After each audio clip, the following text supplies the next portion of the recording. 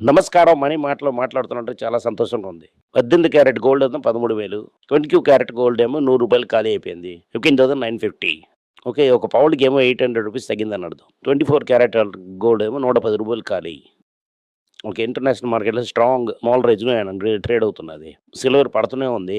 వ్యాపారంలో చేంజ్ చేయట్లేదని చెప్తున్నారు. మార్కెట్ ఒకే లెవెల్‌లో ఉందా? ఎందుకు మార్కెట్ పడుతుందని ఆలోచించు. ఇంకా డాలర్స్ ఎంతనా మరి? క్రూడ్ ఆయిల్ ఏమో $120కి వెళ్ళిపోయింది. దానివల్ల ఇంట్రెస్ట్ రేట్ మనకు నిలిపేస్తారు. మరి రేట్ లేదు. ఒక కెవిన్ మాస్ కుస్తీ చేస్తారు ట్రంప్‌తోని. చెయ్యను అని మార్కెట్ నమ్ముతున్నది. అప్పు దానికన్నా అప్పు తీసుకొని సెలవు చేస్తూనే ఉన్నారు. అది అన్నీ కలిపి ఇంట్రెస్ట్ పెంచుతారన్నారు. ఓకే. ఇంట్రెస్ట్ రేట్ పెంచారంటే ట్రంప్ ఆరంభిస్తారు. దీనివల్ల గోల్డ్ చీప్ అవుతుంది. కన్సిడర్ చేయండి. డాలర్ ఏమో 92, 30 పైసల వరకు ఉంది. కానీ ఇంటర్నేషనల్ ఫ్యూచర్ మార్కెట్ 40, 45లోకి వెళ్తున్నది. 100 కన్ఫర్మ్, 120 లక్ష్యం మనకి. ఇంకా చేస్తూనే ఉన్నాడు కంప్యూటర్ ఇంజినీర్. దీంట్లో ఉండి. ఇవాళ టపాసులు అంతా బుస్ అయిపోయింది. బుస్ అనే సమయంలో మనం వెళ్ళి తీసుకోవాలి. IDFC bank 4% down. IndusInd bank 4% down. Communal mercantile bank 5% down. South Indian bank 5% down. Karnataka bank 6% down. Federal bank 5% down. Tata steel 4% down. Passenger vehicle 4% down. Commercial vehicle 3.9% down. ఇప్పుడు ఏంటి డౌన్ అవుతుంది చూద్దాం. సిప్లా 2.1% డౌన్. ఎల్ఎన్టీ 5% గిల్లి. బజాజ్ 4% గిల్లి. జెడిఎస్ లైఫ్ సైన్సెస్ 2% గిల్లి. నాట్కో 1.5% గిల్లి. ITC గిల్లి. ఇవాళ గిల్లీదా అన్ని ఒక స్టేజ్లో 23,600కు మార్కెట్ వచ్చేసింది. ఇప్పుడు కష్టపడి కొంపేసి మార్కెట్ని లేసా 200 పాయింట్లు ఎంపించారు. ఓకే. మేకలు కొట్టినట్టు వస్తాం బెత్తుల ఫండ్. ఓకే. మేకలు వచ్చాయంటే మినిమం కొట్టేసి దాన్ని బిర్యానీ చేయవలసిందే. నాకేంటి మార్కెట్ తెలీదు. లాంగ్ టర్మ్‌కి మంచిది. అలాగని మంచిది అని చెప్తున్నారు. మీ పేటీఎంలో డబ్బులేసింటే ఎప్పటికి పేటీఎమా? ఐపీఓ వెళ్ళి ఇప్పటికి మేము డబ్బులు చేయాలి. మ్యూచువల్ ఫండ్ ఓలా వేసింటే ఓకే. ఓలా ఎప్పుడు లాంగ్ టర్మ్ వెళ్ళి వెళ్తుంది. అన్ని కంపెనీస్ గోవిందం అని వెళ్ళింటుంది. ఇవాళ మార్నింగ్ మీరు చూసారంటే real market 6.8% down. Samsung 2.7% down. Singapore 2.7% down. Taiwan 5% down. 8% down. Jakarta అవుతుంది 3.5% డౌన్. నువ్వు కూడా ఒక 5% మీద డౌన్ ఉండాలి. నీ తల కరెన్సీ ఏమో సింగపూర్‌లా స్ట్రాంగ్ లేదు. ఏదో మ్యాజిక్ చేసి పాడుతున్నావు. ఇంకా లంచ్ టైం రాలేదు. ఇంకా టిఫిన్ కాఫీ రేంజ్‌లో ఉండండి. చాలా విషయాలు మనం మాట్లాడేంత టైం వచ్చేసింది. ఓకే. $40 ఉన్నప్పుడు $100కి ఇచ్చిన పెట్రోలు $115 ఉన్నప్పుడు 2 విషయాలు చేయాలి. ఇదే పెట్రోల్ ఏమో 110 చేయాలి. లేదా అది మనం ఉంచుకొని ఉండేమో ఎక్సైజ్ డ్యూటీస్ ఏస్తారు. ఇది తగ్గించామంటే ఫిస్కల్ పెడుతుంది. ఇన్‌ఫ్లేషన్ అవుతుంది. రేట్ పెంచినా కూడా ఇన్‌ఫ్లేషన్ వస్తుంది. ట్రాన్స్‌పోర్ట్. ఓకే. మీరు ఫార్వర్డ్ బ్యాక్వర్డ్ వెళ్ళలేదు. హాఫ్ ట్రాక్‌లోనే రిపీటబుల్ ఇస్తారు క్రికెట్‌లోని. ఏం చేస్తారని చూద్దాం. ఎన్ని రోజులకు ఉంటుందో అదవుతుంది న్యూస్. ఇప్పటికేమో 12,00,000 లాస్ అంట.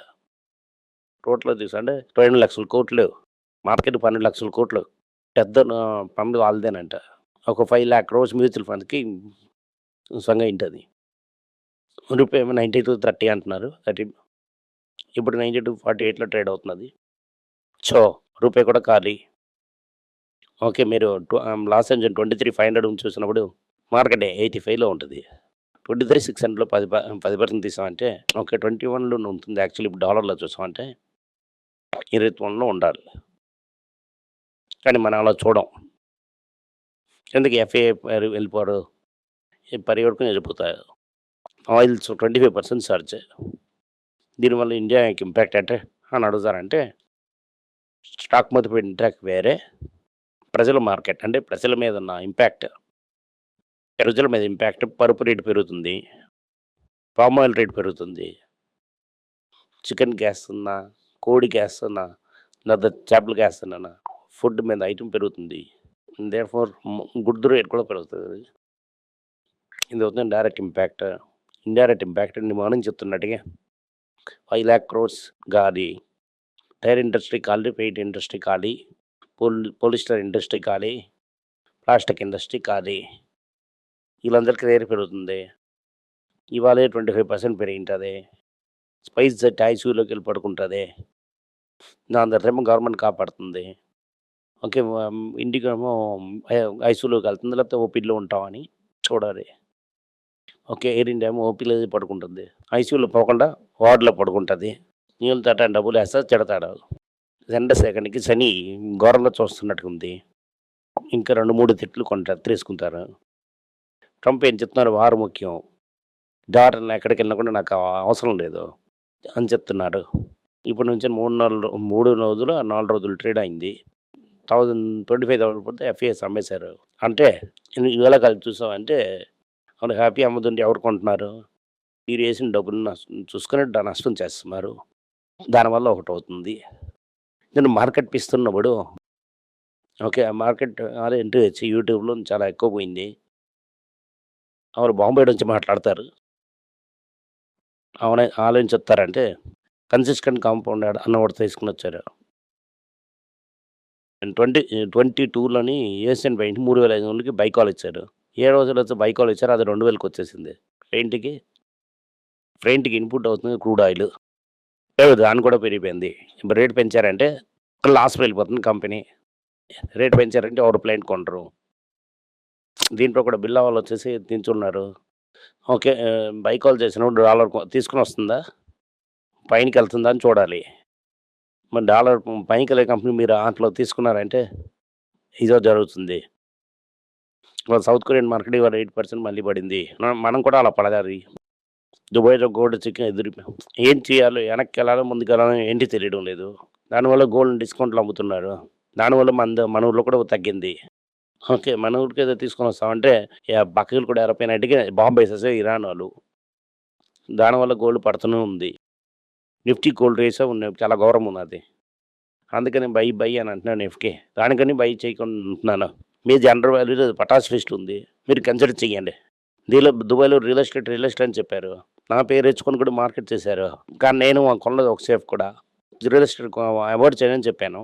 25% రియల్ ఎస్టేట్ స్టాక్ ఉంది గోవిందా. ఇంకా గోవిందా అవుతుంది. దానివల్ల సగం రేటు పడుతుంది. అదికెళ్ళి దుబాయ్‌కెళ్ళి మళ్ళీ తీసుకొనొచ్చా అంటే, ఓకే. దుబాయ్‌లోనే 30, 35 నుంచి 50% రియల్ ఎస్టేట్ అవాయిడ్ చేయని చెప్పాను. కీర్తి వాసన ఏం చెప్తున్నా అంటే, వాళ్ళ ప్రాబ్లమ్ ఎట్లేదు. ఉఫ్ అని ఊదేస్తాం. మీరే ఎక్కువ పుట్టిస్తున్నారు అంటున్నారు. 2,500కి 13 చేస్తున్నది. ఇంకా 2,500 కింద పడిందంటే 2,500 కిందకెళ్ళిందంటే డెఫినెట్‌గా కన్సిడర్ చేయొచ్చు. ఇప్పుడే కన్సిడర్ చేయొచ్చు. కర్ణాటక బ్యాంకులో ఇంకో చిక్క ప్రాబ్లమ్. చేరోళ్ళని కలిపి రవీంద్రన్ ఉందని ఓటేయని చెప్పారు. కానీ వాళ్ళు రవీంద్ర రిజైన్ చేసేసి దీనివల్ల మార్కెట్ ఏమో చాలా ప్రాబ్లంలో ఉంది. లాస్ట్ వీక్ క్రౌడ్ ప్రొవైడర్స్ అందరు ఉన్నారు కదా. ఈ వెస్ట్ ఐసెల్ సర్వర్ రూటర్ డేటా సెంటర్లో ఈ ట్రాఫిక్ అంతా ఇండియాకు చూపిస్తామని తిరుపుతామని అని అనుకుంటున్నారు. దాని తర్వాత ఏమో ఈ క్రూడ్ అంతా ఎప్పుడు ఎలా క్రైసిస్ వస్తుందని అందరూ డిస్కస్ చేస్తున్నారు. దీంట్లో క్రూడ్ సెన్సిటివ్ స్టాక్ అని చాలా గట్టి దెబ్బది. Asian paint 5% down. గెయిల్ లైఫ్ టైంలో దానివల్ల చెప్పిన గవర్నమెంట్ స్టాక్ మీరు వెళ్ళకండి. దాడికి చెప్పిన డౌన్ అన్న స్టాకే కొనండి అని. ఓకే. కొన్నారంటే మీరు రిలేటివ్‌గా బెటర్ పొజిషన్‌లో ఉంటారు. మన పోర్ట్‌ఫోలియో 5% పడినది ఇవాళ. బాధపడడానికి ఏంటి లేదు. కన్సిడర్ పంటే ఉండండి. సిప్లా ఏమో క్యాన్సర్ రీకాల్ చేశారు. ఓకే. సిప్లా గారు మనకు అవకాశం ఇచ్చిందని మనం థ్యాంక్ యూ వెరీ మచ్ అని చెప్పారు. ఇదవుతుంది ఇవాళ మొత్తం న్యూస్. దానివల్ల ఇవాళ ఫార్మా తప్ప మిగతా అని పడింది. లంచ్ తీసుకునే టైం అంటే లంచ్ తీసే టైమే కాదు. లంచ్ వచ్చిన టైం వచ్చిందని మేమే చెప్తాం. ఇప్పటికి టిఫిన్ కాఫీ తినండి. ఎవరైతే యాక్టివ్ ఫండ్‌లో 5 లక్షల మీద ఉంచారో డబ్బులు తీసుకొని పరిగెట్టండి. అందరూ భయపడవలసిన డబ్బులు బాండ్‌లో ఎయ్యాలనుకుంటున్నాను. అందరూ డబ్బులు మూవ్ చేయండి. అది బెటర్ ఆల్టర్‌నేటివ్ అని అనుకుంటా. Thank you. నమస్కారం. మీకు సందేహాలు ఉండి మీరు నాతో కాంటాక్ట్ చేయాలనుకుంటున్నారంటే స్క్రీన్‌లో కనిపిస్తున్న మెయిల్ ఐడీకి మీరు మెసేజ్ చేయండి. మా తలక టీమ్ మీకు కాంటాక్ట్ చేస్తారు.